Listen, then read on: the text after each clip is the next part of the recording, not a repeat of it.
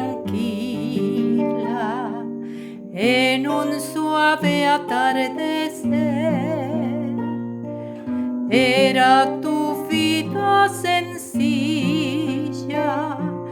en el pobre Nazaret, y en medio de aquel silencio Dios te hablaba al corazón.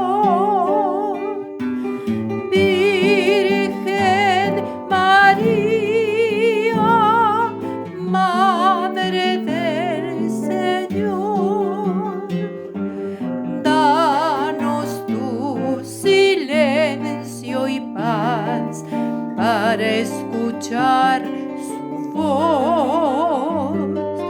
Danos tu silencio y paz para escuchar su voz.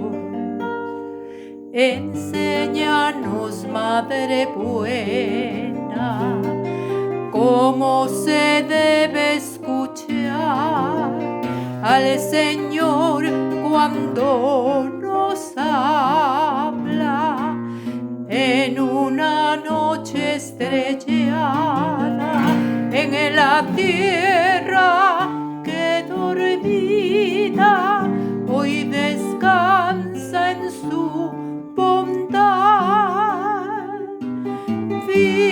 Virgen María, Madre del Señor, danos tu silencio y paz para escuchar su voz. Danos tu silencio y paz para escuchar su voz. Y sobre todo, María,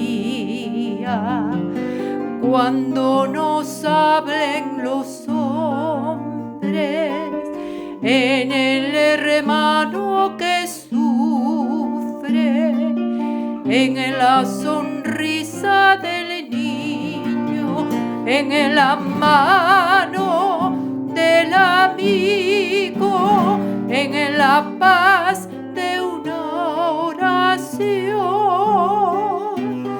Virgen María, Madre del Señor, danos tu silencio y paz para escuchar su voz. Danos tu silencio y paz para escuchar su voz.